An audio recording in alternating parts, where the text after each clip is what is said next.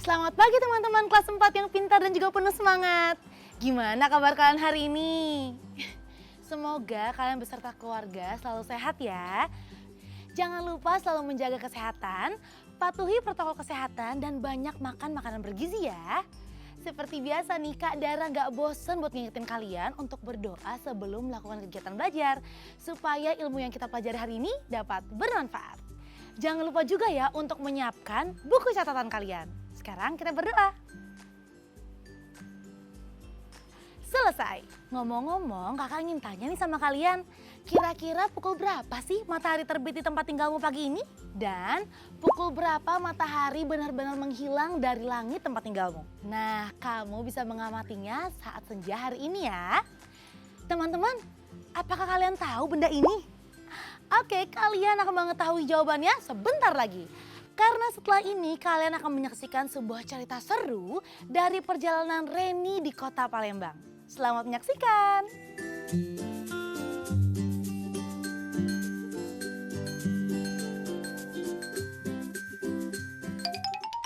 Selamat pagi anak-anak pintar Indonesia. Bertemu lagi dengan Ibu Pendongeng. Pagi ini kita akan mengikuti keseruan Reni dan Tante Nana dan cerita yang berjudul Apa Itu? Yang dikarang oleh Kak Dian Kristiani. Selamat menyaksikan. Reni baru sekali ini ke Palembang. Tante Nana mengajaknya ke sana untuk mengisi liburan. Hari ini kita jalan-jalan ke Jembatan Ampera, kata Tante Nana. Reni senang sekali. Dia pernah mendengar tentang jembatan yang melintasi Sungai Musi ini. Kita juga makan tekwan kan? Tanya Reni bersemangat. Tekwan, pempek, es kacang merah, apapun yang kamu mau, sahut Tante Nana. Reni senang sekali. Siang itu dia puas makan tekwan. Dia juga mencoba es kacang merah. Enak kan? Tanya Tante Nana. Reni mengangguk cepat. Nah, sekarang sudah tiba waktu sholat. Kita sholat dulu yuk. Tante akan mengajakmu ke Masjid Agung Palembang. Wah, mau, aku mau. Reni menyambut penuh semangat. Reni selalu suka bangunan kuno. Reni tahu bahwa masjid ini sudah ada sejak abad ke-18. Usai menunaikan sholat, Reni dan Tante Nana berjalan-jalan di sekitar masjid. Saat tiba di bagian belakang masjid, Reni melihat sebuah bangunan berbentuk bundar. Tingginya kira-kira 1 meter. Di atasnya tertancap sebuah tongkat besi. Apa itu? Tanyanya pada Tante Nana. Itu tugu yang digunakan sebagai jam, sahut Tante Nana. Reni mendekati tugu itu. Ah iya, ini jam matahari kan?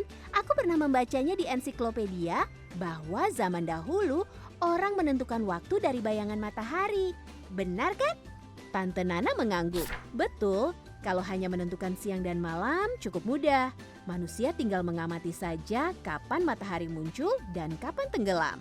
Namun untuk mengetahui waktu, mereka membuat beberapa jenis jam. Salah satunya jam matahari ini. Keren ya! Reni berdecak kagum. Iya, bangsa Yunani lah yang pertama kali menemukan jam matahari ini. Kalau di Indonesia, jam ini bisa digunakan juga untuk menentukan waktu sholat. Seperti jam di masjid ini, sahut Tante Nana. Tante Nana lalu mengajak Reni keluar masjid.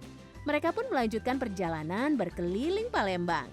Tante Nana akan membawa Reni ke toko kue khas Palembang. Kata Tante Nana, Reni harus mencicipi semua kue khas Palembang.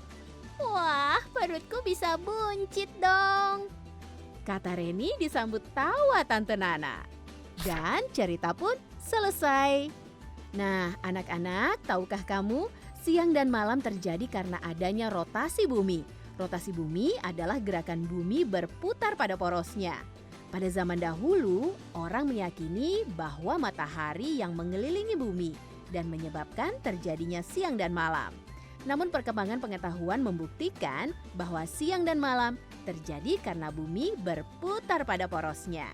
Ya anak-anak, belajarlah sepanjang hayat, karena sesungguhnya pengetahuan itu terus berkembang tiada batas. Semangat selalu ya! Setelah menyaksikan cerita tadi, yuk teman-teman kita jawab pertanyaan-pertanyaan berikut ini. Kita sudah siap? Siap dong, Kak. Nah, untuk teman-teman di rumah, jangan lupa untuk menuliskan jawabannya di buku latihan kalian ya.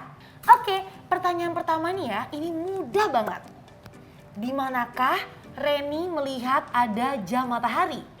1, 2, 3, waktu habis. Kalau nggak salah, di bagian belakang Masjid Agung Palembang, Kak.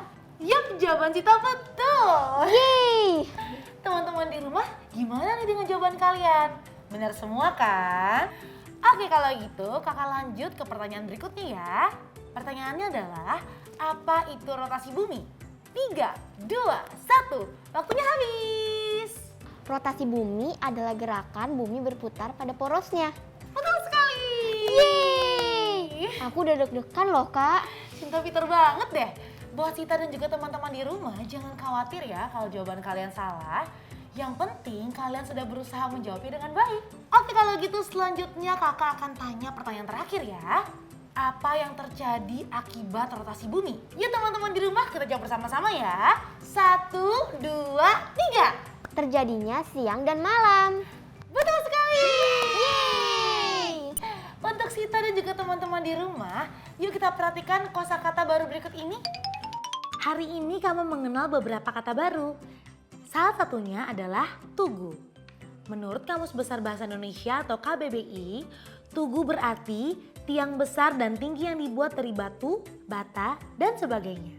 Berikut ini adalah arti kata baru yang lain menurut KBBI. Jangan lupa dicatat ya teman-teman.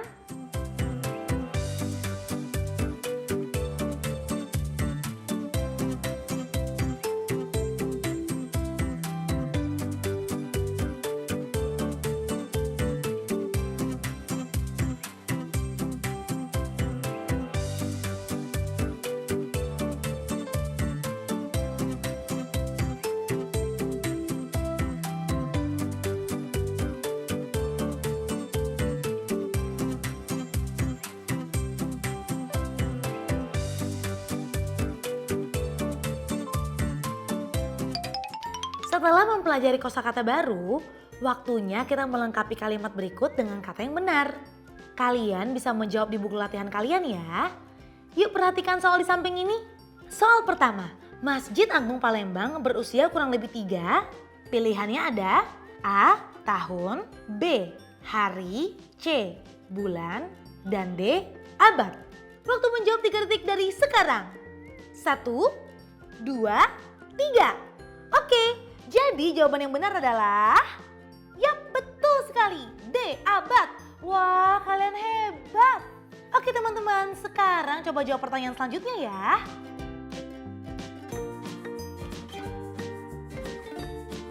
Pada hari ke-6, kamu akan membuat peragaan gerhana matahari. Siapkan senter sebagai matahari, bola ukuran kecil misalnya bola pingpong sebagai bulan, dan bola ukuran sedang, misalnya bola kasti sebagai bumi. Jika kamu menemukan kesulitan untuk mendapatkan benda-benda itu, kamu boleh membuat peragaan ini dalam bentuk gambar ya. Siapkan buku gambar, pensil warna, atau krayon ya. Oke, jangan kemana-mana ya. Kami akan kembali setelah yang satu ini. Apakah kalian tahu apa yang dimaksud dengan bulan purnama?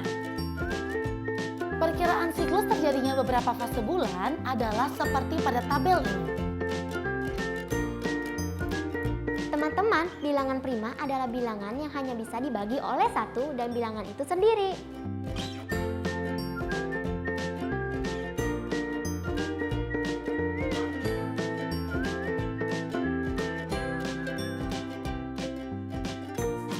Jika masih ada yang kurang jelas, silakan tanyakan pada ayah dan ibumu di rumah ya.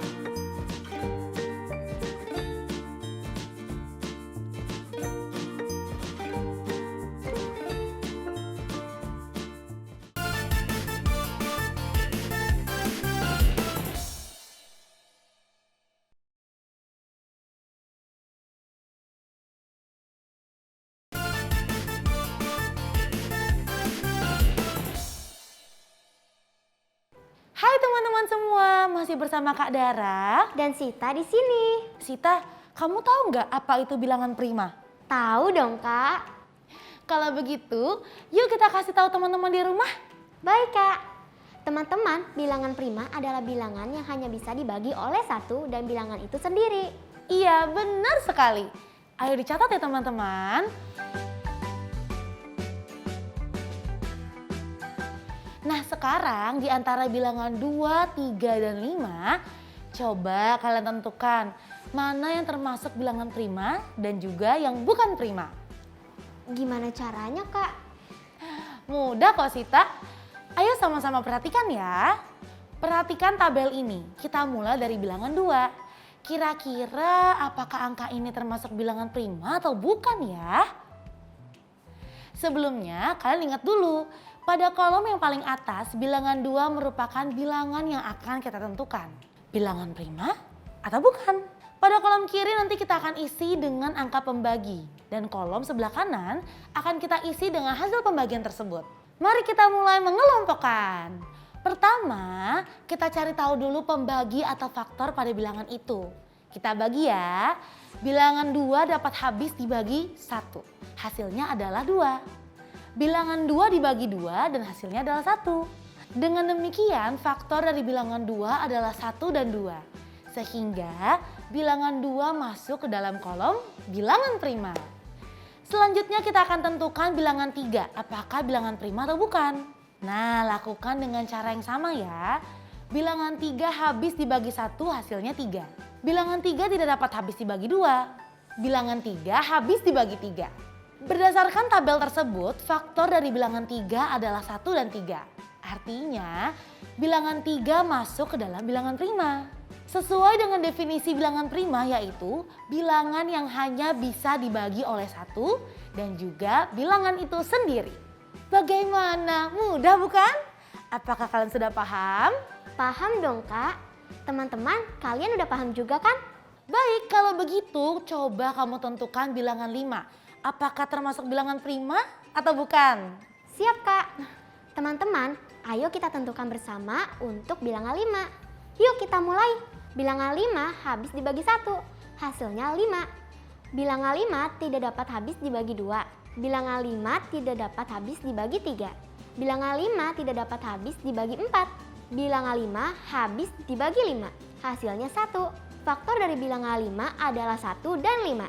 Sehingga bilangan 5 masuk ke dalam bilangan prima. Jadi angka 2, 3, dan 5 merupakan bilangan prima. Mudah kan cara menentukannya? Jika masih ada yang kurang jelas, silakan tanyakan pada ayah dan ibumu di rumah ya. Teman-teman, Pak Heri adalah seorang nelayan yang pergi menangkap ikan di laut saat malam hari. Sebelum pergi melaut, Pak Heri selalu melihat fase bulan malam tersebut. Pak Heri akan menghindari melaut saat bulan purnama karena beberapa jenis ikan yang sulit ditangkap dan gelombang laut yang cukup tinggi. Apakah kalian tahu apa yang dimaksud dengan bulan purnama? Ya, saat itu bulan terlihat bulat sempurna. Bulan purnama merupakan salah satu akibat dari gerak bulan pada lintasan atau orbitnya saat mengelilingi bumi. Bulan purnama terjadi kurang lebih setiap 30 hari sekali. Oleh karena itu, Pak Heri menulis jadwal bulan purnama untuk menghindari pergi menangkap ikan di laut pada malam tersebut.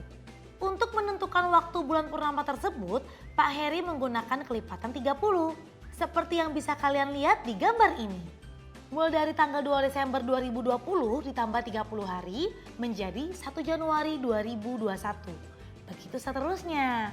Nah, selain purnama, bulan juga mengalami fase bulan setengah. Hal ini berarti setengah dari bagian bulan saja yang bercahaya. Hal tersebut merupakan akibat dari gerak bulan pada lintasan atau orbitnya dalam mengelilingi bumi.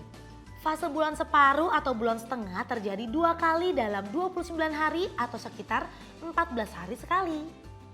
Nah, sekarang mari bereksplorasi tentang salah satu fase bulan ini dengan menggunakan konsep kelipatan suatu bilangan.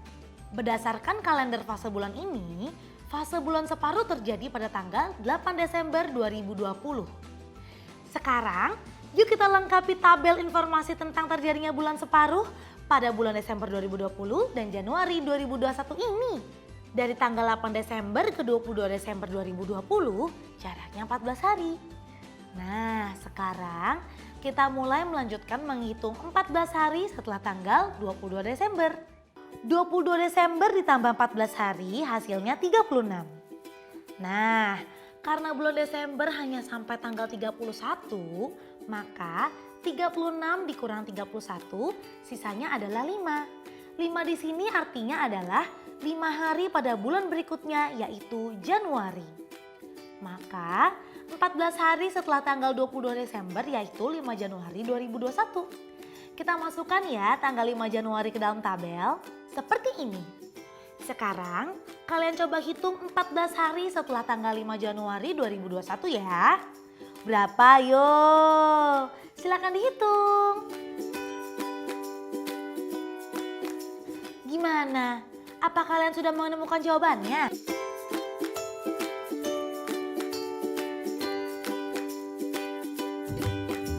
Sudah? Hebat! Kalau gitu, ayo samakan jawabanmu dengan jawaban Kak Dara. Jawabannya adalah 19 Januari 2021. Apakah jawaban kalian betul? Kalau belum, hitung lagi dengan lebih teliti ya. Di sini kalian memanfaatkan konsep kelipatan. Teman-teman, perhatikan gambar bulan ini. Gambar ini merupakan berbagai jenis fase-fase bulan. Perkiraan siklus terjadinya beberapa fase bulan adalah seperti pada tabel ini. Fase bulan separuh perkiraan terjadinya setiap 14 hari sekali. Sedangkan fase bulan purnama perkiraan terjadinya setiap 30 hari sekali. Dicatat ya.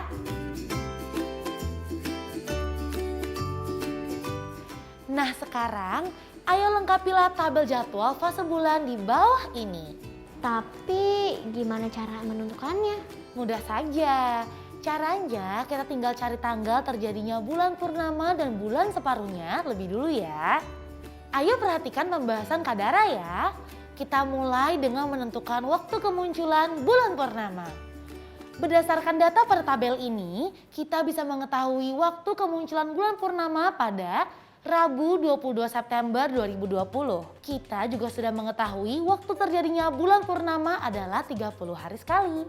Untuk mempermudah proses perhitungan, kalian bisa membuat gambar ilustrasi seperti gambar ini. Untuk mencari 30 hari setelah tanggal 22 September 2020, kita dapat menghitungnya dengan menambah 22 September 2020 dengan 30. Hasilnya adalah 52.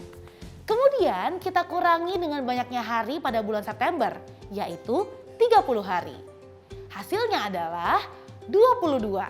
Sisa 22 hari kita gunakan untuk menentukan tanggal pada bulan berikutnya, yaitu 22 hari pada bulan Oktober atau dapat kita nyatakan sebagai 22 Oktober. Jadi purnama berikutnya jatuh pada tanggal 22 Oktober. Lantas apakah harinya sama?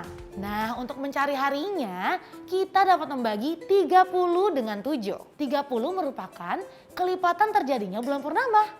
Kenapa 7 ya? Karena 7 merupakan banyaknya hari yang ada dalam sistem penanggalan kita. Jika habis dibagi 7, maka akan jatuh di hari yang sama. Sedangkan jika lebih, kita akan gunakan sisa itu untuk mencari harinya. Seperti ini. 30 bagi 7 sama dengan titik-titik. Perkalian 7 yang mendekati 30 adalah 4 kali 7 sama dengan 28. Sehingga kita pilih 28. Kemudian 30 dikurangi 28 masih menyisakan 2. Maka hasil dari pembagian 30 dibagi 7 adalah 4 sisa 2.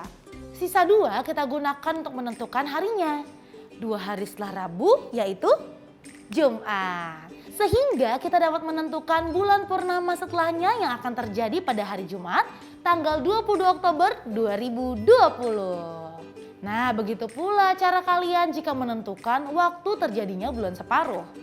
Bulan separuh terjadi setiap 14 hari sekali. Maka untuk mencari bulan separuh berikutnya kita dapat mencari 14 hari setelah tanggal 2 September 2020. Dengan cara 2 September ditambah 14 hasilnya adalah 16. 16 ini adalah 16 September ya. Kita letakkan tanggal 16 September pada gambar. Lalu 16 September jatuh pada hari apa ya? Untuk mencarinya sama dengan cara yang sudah dijelaskan sebelumnya ya. Jadi kita dapat membagi 14 kelipatan terjadinya bulan separuh dengan 7. Seperti ini.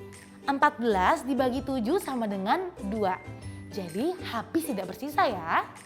Jika habis, maka 14 hari setelah tanggal 2 September 2020 jatuh pada hari yang sama, yaitu hari Rabu. Nah, sekarang tugasnya kalian nih. Kalian harus mencari hari dan juga tanggal untuk bulan purnama maupun bulan paruh berikutnya ya. Ayo dicatat.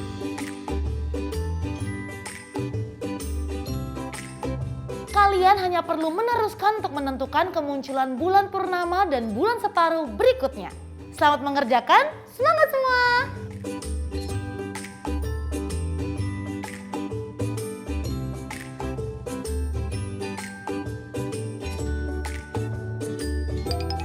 Teman-teman, jangan lupa ya mencatat judul-judul buku atau teks bacaan yang sudah kita baca hari ini. Seperti hari ini, aku sudah membaca teks berjudul Apa Itu? Jangan sampai lupa mencatat judulnya ya. Teman-teman, ini yang sudah kita pelajari hari ini. Gak terasa ya kak, kita sudah belajar banyak hal hari ini. Iya ya Sita, semoga ilmu yang kita dapat bisa bermanfaat dan juga bisa diaplikasikan di kegiatan sehari-hari ya. Untuk itu teman-teman di rumah jangan sampai malas mengulang pelajaran ya. Dan yang paling penting tetap selalu menjaga kesehatan ya dengan menerapkan 5M, yaitu mencuci tangan, Memakai masker, menjaga jarak, menghindari kerumunan. dan mengurangi mobilitas. Sekian dulu perjumpaan kita hari ini. Sampai jumpa lagi besok. Dadah!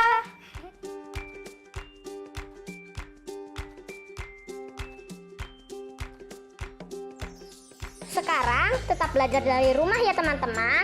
Ingat, jaga jarak, rajin mencuci tangan, dan pakai masker agar kita mencegah penyebaran COVID-19. Sampai jumpa!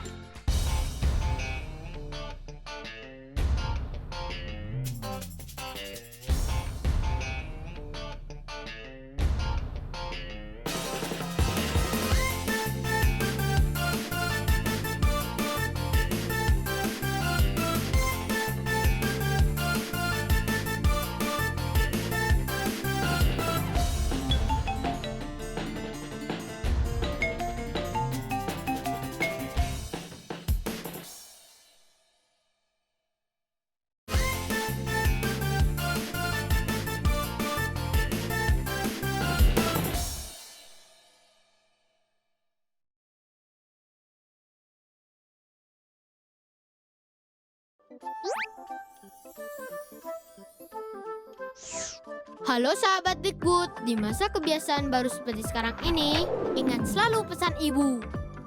Keluar rumah kalau penting saja ya nak, ingat untuk selalu 3M. 3M itu mudah dilakukan dan bisa mencegah penyebaran virus corona. Menggunakan masker, mencuci tangan dengan sabun dan air mengalir, menjaga jarak. Sahabat Dikbud, kalau kamu sayang keluarga, jangan bawa virus ke rumah ya. Ingat pesan ibu, ingat 3M.